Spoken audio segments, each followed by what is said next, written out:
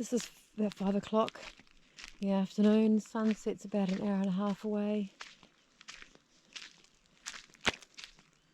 A beautiful time of day to be here.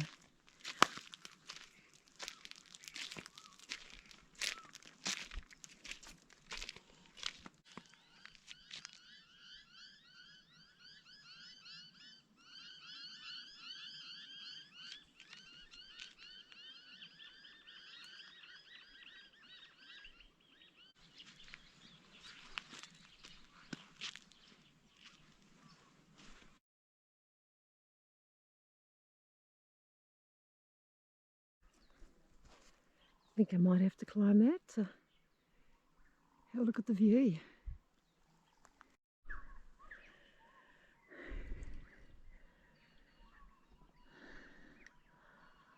I'm stopping here on my climb up this windmill. It's far enough off the ground for me. Unfortunately, it hasn't given me quite the view I was expecting. But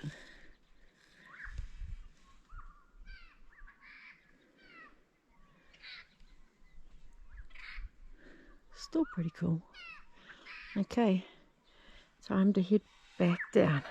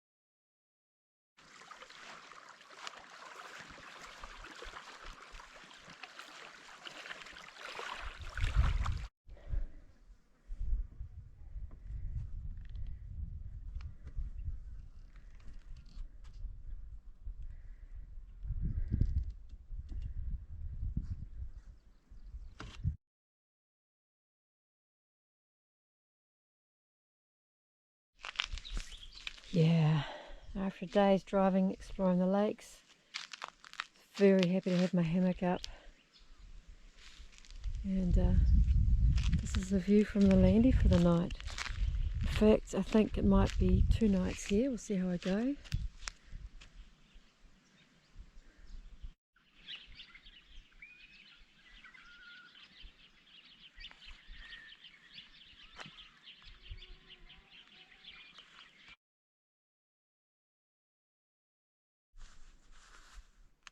This little 360 will give you an idea of what Currawinya National Park is like.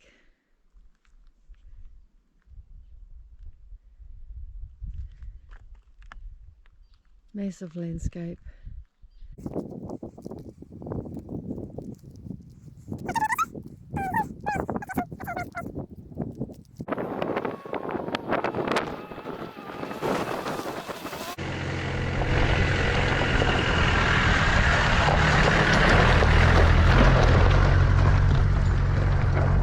Out in the middle of Currawinya National Park, and I've just come from Mininya camping area, which is about 13 kilometres of dusty, dirty roads. Certainly wouldn't be driving on them if there was any rain. Done a few river crossings. The last track that I've just come down, definitely 4-wheel drive only. You wouldn't want to be bringing a caravan down there, although the track's looking pretty reasonable now. So huge distances out here. I mean, I know that's only 13 kilometres, but I've been in the park a couple of days, and of course you're driving 13 kilometres pretty slow, second gear, sometimes third gear most of the way.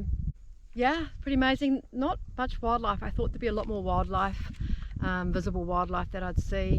I've just seen one group of kangaroo. Pretty much I think they're almost the only ones I've seen the entire time I've been in the park. Some small lizards, a bit of bird life on the lakes, but not as much as I'd expected. Mostly out here it's flies, butterflies, crickets. Yeah, and it's looking pretty lush at the moment. They've had a drought for about 10 or 11 years, which was broken about 5 weeks ago, 4 or 5 weeks ago with some rain, and everything's just picking up now. So I think before then it would have been pretty barren. So that may explain the lack of big wildlife. But onwards, heading towards the Borara Woolshed next, and the Borara Springs circuit, and then up to Mount Terence. But as you can see here, no real mountains in the background. Actually, I saw my first hill that I've seen in a few months over there, but it wasn't a very big hill. But Mount Terence, I'm expecting will be, from the fact that I can't see any mountains, not particularly huge. But hopefully a good look out over the surrounding countryside. So I'll stop chasing these flies away and get back to driving. Chat soon.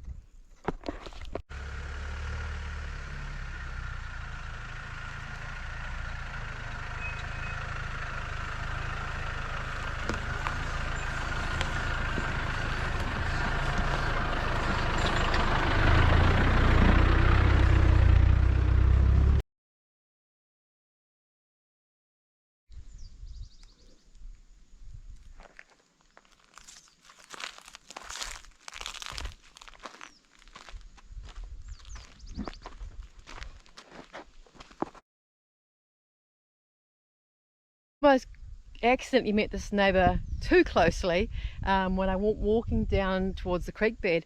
I went through what I thought was some really fine nylon between the trees, and realised it wasn't fine nylon.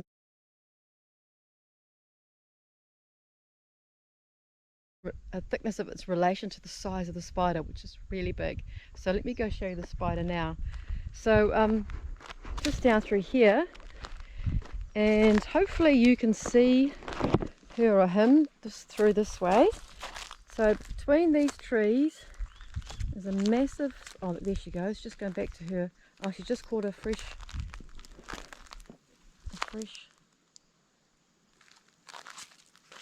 insect. Oh jeez, I touched one of the strands and she's up and away. Let me get some better footage.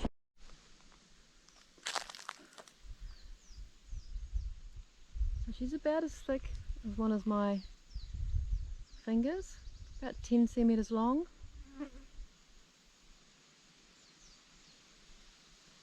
And she's got a fresh catch in there just while I've been watching this poor little grasshopper. I don't know if you can see the detail of the nest. I'm going to get one of her strands and show it in the light so you can hopefully see it. You see that strand? Really massive cobweb.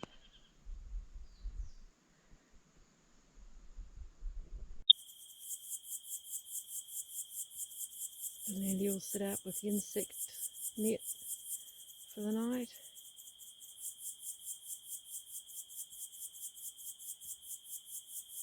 Stunning sunset.